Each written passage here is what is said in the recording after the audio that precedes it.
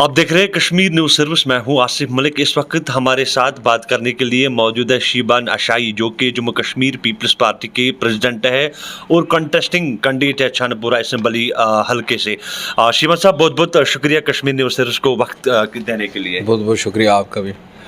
शिवाई साहब, आपसे मैं जानना चाहूँगा, आपने जब जो सियासत शुरू की इंजीनियर रशीद के साथ आप वाबस्ता थे, तो आज आप इंजीनियर रशीद से क्यों आपने दूरी बनाई है? रीज़न क्या है? देखिए, इस पे जवाब मैं बाद में देना चाहूँगा। हमने सियासत हक के नारे से शुरू की और उस नारे पे आज भी हम साबित कदम हैं। मेरा नारा तब भी यही था कि सब नारों पे एक ही बारी हक हमारा रायशुमारी। वही मेरा नारा इन 5-6 साल में भी था। 5 अगस्त 2019 की मनसूखी के बाद, जब यहाँ पत्ता भी हिलने से डरता था, जब आपने देखा कि किस तरह बीजेपी ने यहाँ बुलडोज़र भेजे हमारे लोगों को कुचलने के लिए, डराने के लिए, धमकाने के लिए।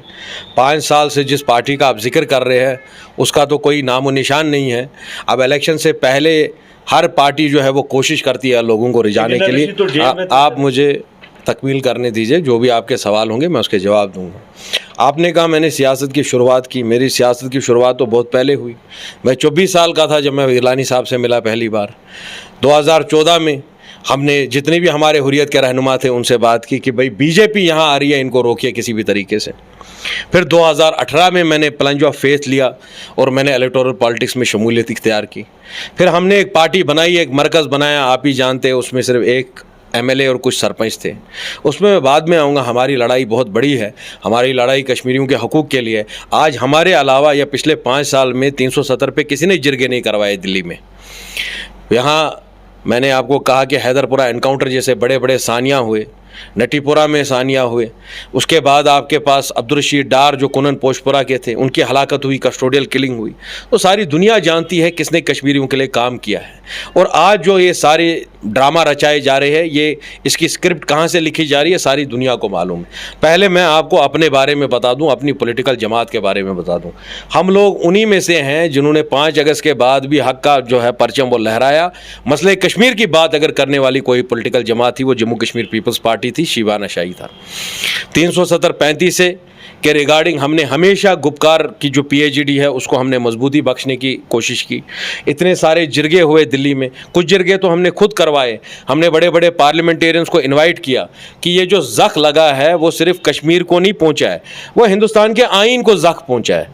फलियस नारिमन जो हिंदुस्तान के सबसे बड़े कॉन्स्टिट्यूशनल एक्सपर्ट थे, उन्होंने कश्मीरियों की हिमायत में बयान दिया उनकी वफ़ात से पहले कि भाई ये जो 370 था, ये हिंदुस्तान के फाउंडिंग फादर्स ने, जिन लोगों ने हिंदुस्तान के मुल्क को आज़ाद किया, उन्होंने 370 दिया है कश्मीर को।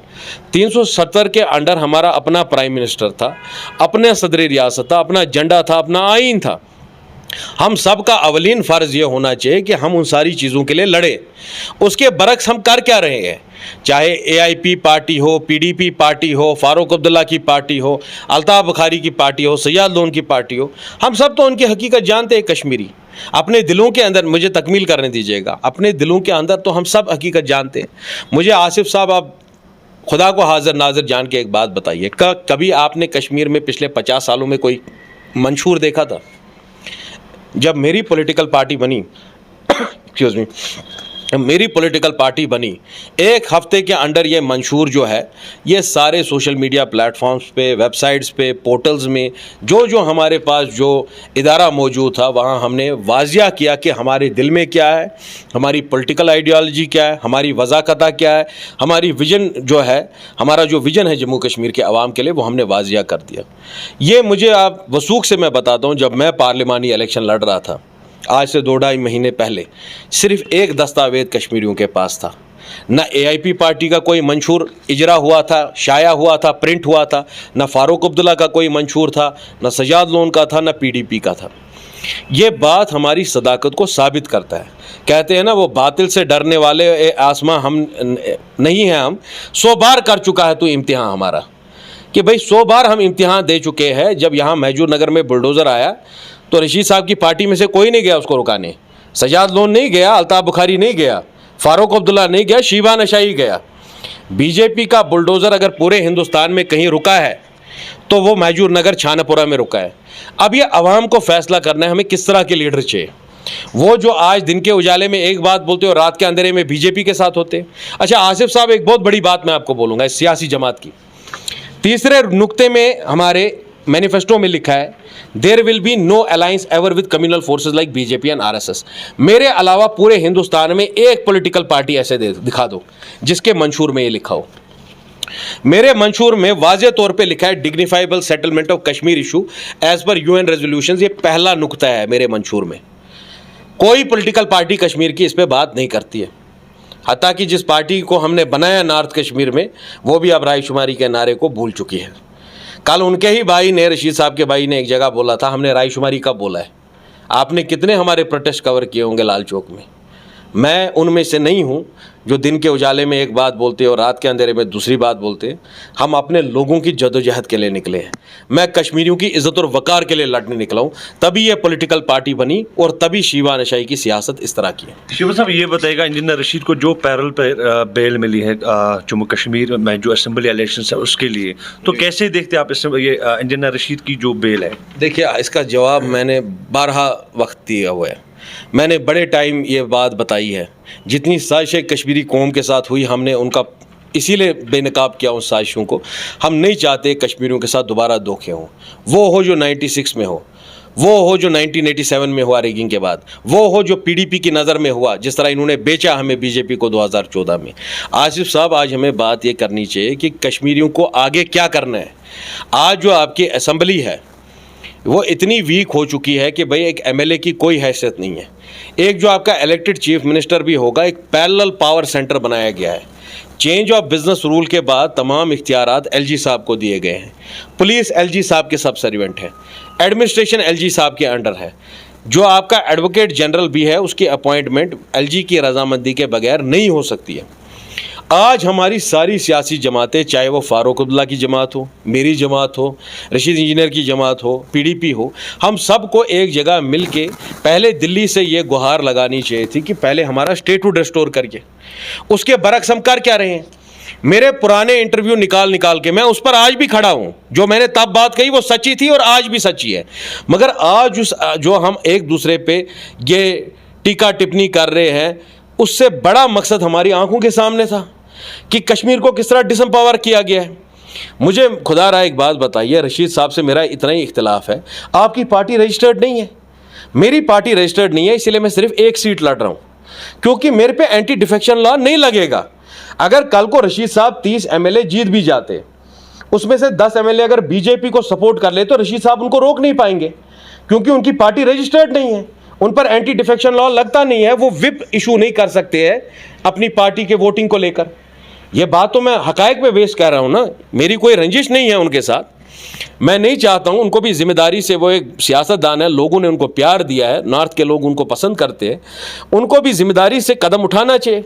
आपकी पॉलिटिकल पार्टी रजिस्टर्ड नहीं है, आपके पास कॉमन सिंबल नहीं है।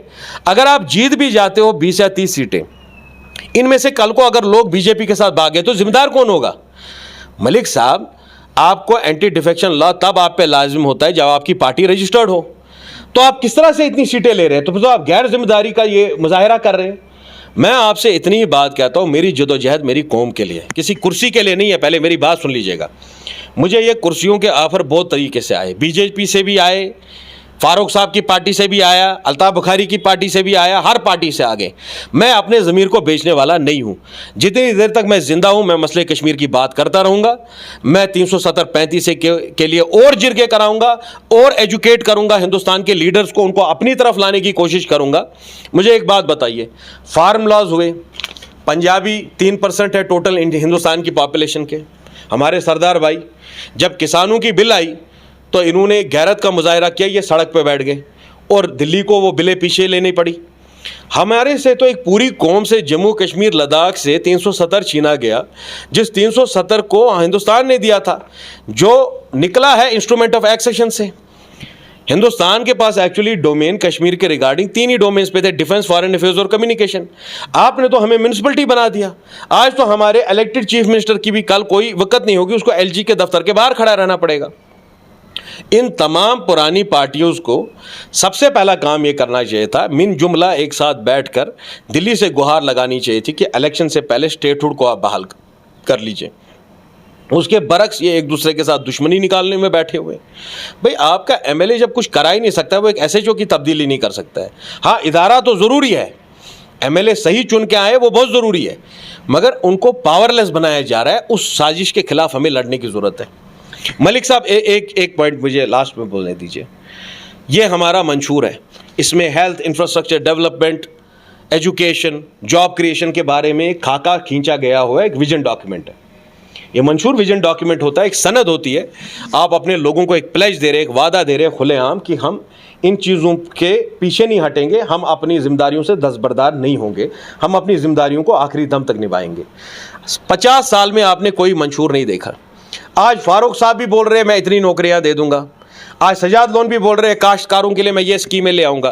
भाई जब आप मिनिस्टर थे तब आपको ये ख्याल नहीं आए थे? फारूक साहब लगभग 2-3 बार चीफ मिनिस्टर थे, उनको नेक ख्याल नहीं आया कोई IT सिटी बनाने के लिए कश्मीर में, नौजवानों को रोज़गार देने के लिए? चलो आप मसले कश्मीर की बात नहीं कर सकते थे, 370 बचा नहीं सकते थे, मैं जानता हूँ आप में हिम्मत नहीं है बीजेपी से लड़ने की, वो तो अल्लाह ने मुझे ही दिया है, इसीलिए मैंने बुलडोज़र रोका। मगर मुझे एक बात बताइए, कम से कम नौजवानों की नौकरियों के बारे में कुछ सोच लेते आप?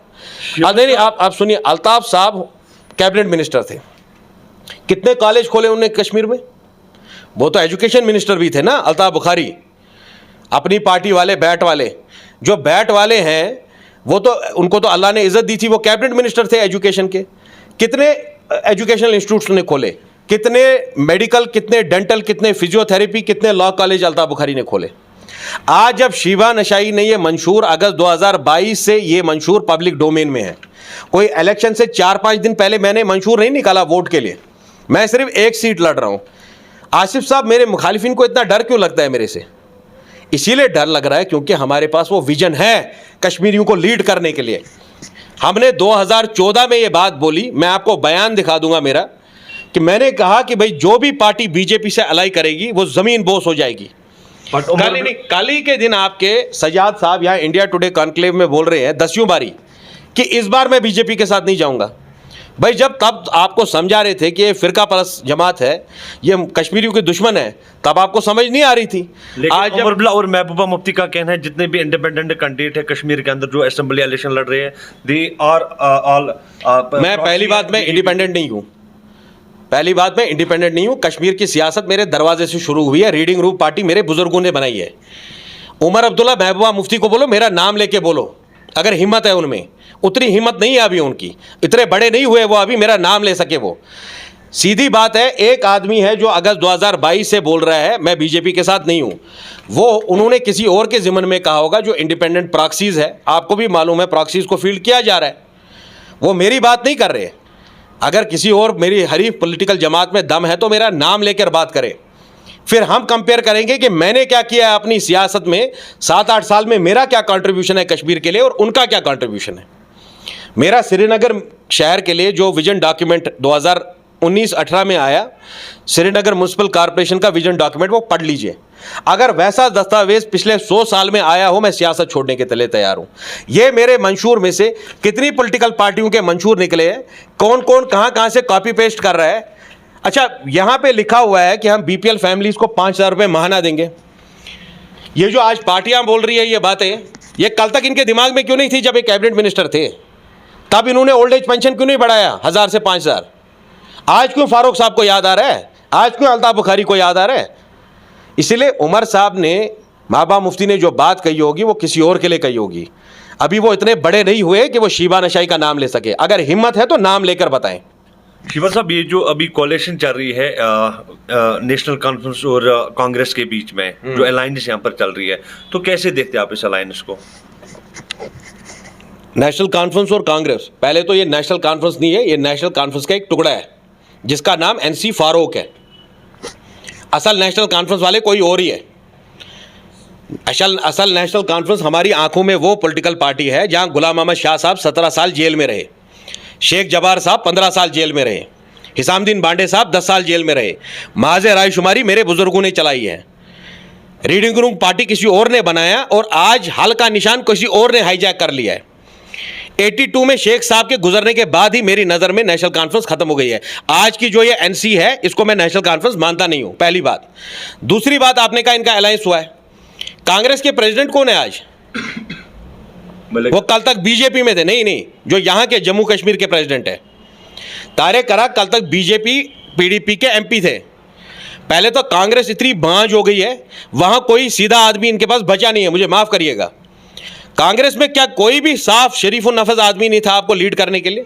और ये अलायंस क्या देगी? इन्होंने दिया क्या आज तक कांग्रेस और फारूक अब्दुल्ला ने? फारूक अब्दुल्ला ने बेरोजगारी दी है 40 साल में, वो तो 3 बार चीफ मिनिस्टर बने। कहाँ है उनका रोड मैप? जब 96 में फारूक अब्दुल्ला चीफ मिनिस्टर थे, उसी वक्त चंद्रबाबू नायडू आंध्र प्रदेश में थे, शरद पवार महाराष्ट्र में थे। चंद्रबाबू नायडू ने जितनी आईटी कंपनीज हिंदुस्तान में है उन्होंने आईटी सिटी बनाई। यही हाल महाराष्ट्र में इंडस्ट्रियल एस्टेट बने, आईटी सिटीज़ बनी। शरद पवार ने आपका मगरपट्टा सिटी बनाया, आईटी पार्क, हिंजेवाड़ी की आईटी पार्क बनाई। फारूक अब्दुल्ला ने क्या किया है? Let Farooq Abdullah come in front of us and tell us what is his vision for people of Jammu and Kashmir. Farooq साहब ने पीएसए लगाए और फारूक साहब ने ऐश किए और कुछ नहीं किया उन्होंने। एजुकेशन में आज अगर हम पीछे हैं, फारूक अब्दुल्ला, मुफ्ती सईद जैसे लोगों की वजह से, जिनमें कोई विजन नहीं था, कोई वो चाहते नहीं थे लोगों को कुछ देना। आप मुझे बताइए, आपका बच्चा पढ़ने जाता है आज कश्मीर में 12th के बाद, उसके पास कोई ऑप्शन नहीं है, या उसको पंजाब जाना है, या महाराष्ट्र जाना है, या तमिलनाडु जाना है, या बेंगलोर जाना है। अच्छा, जिस कश्मीरियों का, जिस बांग्लादेश का हम कश्मीरी मजाक उड़ाते थे, वहाँ आज हमारे बच्चे मेडिकल एजुकेशन के लिए जाते हैं। ये फारूक अब्दुल्ला और मुफ्ती सईद जैसे लीडरों की देन है। ये अल्ताफ बुखारी, सजाद लोन और महबूबा जैसे लीडरों की देन है हमारे को। आज 28 स्टेट, 8 यूनियन टेरिटरीज में कश्मीर 25वें नंबर पे है। पर कैपिटा इनकम के हिसाब से we are only better than Uttar Pradesh and Bihar, जो दोनों बीमारू रियासतें हैं। अगर पंजाब तरक्की कर गया, अगर तमिलनाडु तरक्की कर गया, अगर तेलंगाना तरक्की कर गया, तमिलनाडु की इकॉनमी कितनी है आपको पता है? जीडीपी कितना है? Now they are aiming for $1 trillion economy. They are at par with India का एक state, they are at par with Dubai and Singapore. ये फारूक साहब से पूछिए, और मेहरबानी करके फारूक साहब को बोलिए आप जरा सियासत में घर में बैठ जाइए। आपको जितना बिगाड़ना था कश्मीर को बिगाड़ दिया आपने। आप तो खुद को मजे कर रहे हैं, जहां जाए वहां ये, वो तो आप देखते ही होंगे टीवी पे, उनका अभी भी उनका वो शौक पूरे नहीं हो रहे, खत्म। वो तो वो कर ही रहे हैं नाच गाना अपना। और कश्मीर का क्या हाल किया उन्होंने? आज हम बेरोजगारी में पिछले 5-10 साल से नंबर 1 पे है। ये महबूबा मुफ्ती की देन है, बीजेपी को यहाँ लाके वोट मांगे बीजेपी के खिलाफ, फिर जाके बीजेपी को यहाँ लाया। पीडीपी, फारूक अब्दुल्ला's party, Sajad Lone, Altaf Bukhari has no local standard to talk on Kashmir. इनकी कोई हैसियत नहीं है कश्मीरियों को बताने के लिए कि हमें क्या करना है। अब हमें वो पॉलिटिकल अल्टरनेटिव ढूंढना है जो कश्मीरियों के हक की बात करे। जब बुलडोजर आए तब आपके लीडर घर में छुप के ना बैठे, वो बीजेपी के डर से जो है घरों में छुपे ना। जब एनकाउंटर हुए किसने लाशें निकलवाई? कमाल की बात है, अब्दुल रशीद डार जो कुनन के रहते हैं, उनका भाई बेचारे शहीद, उनका भाई पुलिस अफसर है। एक पुलिस अफसर के भाई की कस्टोडियल किलिंग हो गई। वो सजाद लोन का भी हमसाया है, रशीद इंजीनियर का भी हमसाया है। मैं लाश किसने निकाली? शिबान अशाई ने। भाई मैंने काम किया है तभी जाके तो मैं बोल रहा हूं आपके सामने, नहीं किया होता तो क्या बोलता? जिरगे फारूक साहब को कराने चाहिए थे 370 पे, कराए किसने? शिबान अशाई ने।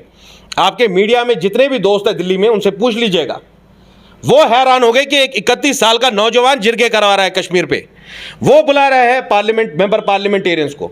हमारे अभी 2 MPs हैं, आगा रूला और वो मियां अल्ताफ साहब। वक्फ की बिल आई, स्टैंडिंग कमेटी में क्यों नहीं है वो?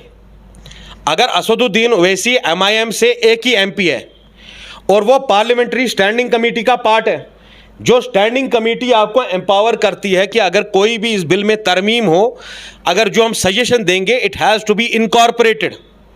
ऐसे ऐसे लीडर हमने वहां भेजे जो हमारे हकूक से कंप्रोमाइज करते। भाई मेरी इनमें से किसी भी पॉलिटिकल पार्टी से कोई लड़ाई नहीं है। मैं यही बात कहता हूं कि कश्मीरियों के हक के लिए खड़े हो जाओ, अपनी रीढ़ की हड्डी मजबूत करो। अगर आप में दम नहीं है सियासत करने का, so don't be in this electoral space. भाई अगर आप डरते हो बीजेपी के जेल से, तिहाड़ से, आगरा से, जोधपुर से, तो मेहरबानी करके 70 साल तक आपने हमारा खून चूसा, अब खून चूसना बंद कर लो। छानपुरा कॉन्स्टिट्यूंसी से आप कंटेस्टिंग कैंडिडेट है, अल्ताफ बुखारी से आपका मुकाबला है, तो कैसे देखते हैं आप? नहीं, मेरा मुकाबला उनसे नहीं है। अगर अल्लाह करे कि असूल पे, हकायक के बिना पे इलेक्शन लड़े, तो 5-6 ऐसे बड़ी चीज़ें थी जो छानपुरा के साथ हुई पिछले 7-8 साल में, स्पेशली 370 के बाद। एक तो हैदरपुरा एनकाउंटर, मुस्लिम मुनीर की हलाकत नटीपुरा में जो स्टेडियम कॉलोनी में रहता था लड़का, और बुलडोज़र जो आया महाजूर नगर में। उसके अलावा जितना बीजेपी ने ऑपरेशन किया, हमारे बच्चों को उठाया, थानों में लिया, तजलील की। और जितनी भी डेवलपमेंट की काम हुई, चाहे जो भी म्यूनसिपल इश्यूज हो, सड़क, बिजली और पानी के, आप हर पैमाने में हमें नंबर 1 पे पाएंगे। आप अगर फारूक अब्दुल्ला के वर्कर से भी पूछेंगे, अपनी पार्टी के वर्कर से भी पूछेंगे, वो उनका यही गिला है कि उनके लीडर मेरे जैसे नहीं है, वो मरने के लिए तैयार नहीं है। आज जो लीडर निकल के आ रहे हैं तिहाड़ से, वो बोल रहे हैं आप सब लोग मत पूछो मुझे, ये एक अकेला शिबा नशाई है जिसने पिछले 5-10 साल में बीजेपी की आंख में आंख डाल के बोला कि मैं जेल चला जाऊंगा मगर अपने असूल नहीं बेचूंगा। हमारे को भी बड़े ऑफर दिए गए, मेरी पॉलिटिकल पार्टी बहुत बड़ी होती, कहा ना अल्लामा इकबाल ने, ए ताहिर लाहौती इस उस रिस्क से मौत बेहतर जिस रिस्क से आती हो परवाज में कोताही। मेरे परवाज में कभी कोताही नहीं आएगी, क्योंकि मैं अपना ईमान बेचने नहीं निकला हूं। अगर छानपुरा के लोग इस वक्त फैसला करेंगे, और आपकी वसादत से मैं पूरे जम्मू कश्मीर की आवाम को एक पैगाम देना चाहता हूं। जब अकबरुद्दीन ओवैसी ने चंद्रायन गुट्टा हैदरपुरा में ये हैदराबाद में इलेक्शन लड़ा, मुझे माफ़ करिएगा, चंद्रायन गुट्टा हैदराबाद में जब उनने इलेक्शन लड़ा, 21 साल का था अकबरुद्दीन ओवैसी, मगर लोगों ने पहचाना कि यह हक की आवाज़ बुलंद कर सकता है, उन्होंने उसको एमएलए बनाया। अगर हम एमएलए बन के असेंबली में पहुंचते हैं, ये मेरा दावा होगा आपका, अगले 10 साल में हुकूमत हमारी होगी। ये मैं आज के दिन, आप टाइम नोट कर लीजिए, दिन नोट कर लीजिए। इतने जो ये आपकी पुरानी पॉलिटिकल पार्टियां इतनी डरती क्यों है मेरे से? इनको मालूम है हमारे पास वो पॉलिटिकल सगैसिटी है, हमारे पास वो सियासी दूर अंदेशी है। अगर बीजेपी का बुलडोजर पूरे हिंदुस्तान में सिर्फ एक जगह रुका है, वो माजूर नगर में रुका है, और जिन्होंने रोका वो आपके सामने बैठे हैं। इसीलिए आपकी जो रिवायती पॉलिटिकल पार्टियां हैं उनको मालूम है अगर शिबा नशाई एक ही सीट जीत जाएगा इस इलेक्शन में, मैं खून से लिख के देता हूं, अगले 10 साल में हम कश्मीर में उतना काम करेंगे, वो सियासी एतबार वापस आ जाएगा, वो सियासी एतमाद हम जरूर हासिल करेंगे कि आने वाली हुकूमतें हम बनाएंगे। This political party is going to chart the political history of Jammu and Kashmir. अगले 10-20 साल इस पॉलिटिकल पार्टी के हैं, सच बोलने वालों के हैं, हक की राह हक पे चलने वालों की है। और मैं आपको एक और सबक बता दूं, आपको मालूम है मुसलमानों की पॉपुलेशन कितनी है हिंदुस्तान में? 17 करोड़। ये कहां से हिम्मत आ जाती है ये बीजेपी, आरएसएस, बजरंग दल के लोगों को आपके घरों पे बुलडोजर चलाने की? कहीं ना कहीं हमारे अपने लीडरों में खामियां है। जब शिबा नशाई रोक पाया बुलडोजर कश्मीर में, तो बाकी लीडर क्यों नहीं रोक पा रहे उत्तर प्रदेश में? किस तरह मसाजिद पे अटैक हो रहे हैं, किस तरह वक्फ की बिल में तरमीम हुई, किस तरह हमारी शरीयत में मुदाखलत की जा रही है। ये बात एक दावत फिक्र देता हूं मैं पूरे हिंदुस्तान के जो बड़े हमारे मजहबी आलिम हैं और जितनी हमारी सिविल सोसाइटी है मुस्लिम्स में, कि 17 करोड़ हो आप झुकाए नहीं जा सकते थे अगर आपकी क़यादत सही होती, अगर आपकी लीडरशिप सही होती। उस लीडर को हमें पैदा करना पड़ेगा, उस क़यादत को हमें बनाना पड़ेगा, हमें जदोजहद करनी पड़ेगी। केंद्र से बात करने के लिए बहुत बहुत शुक्रिया आपका। Thank you.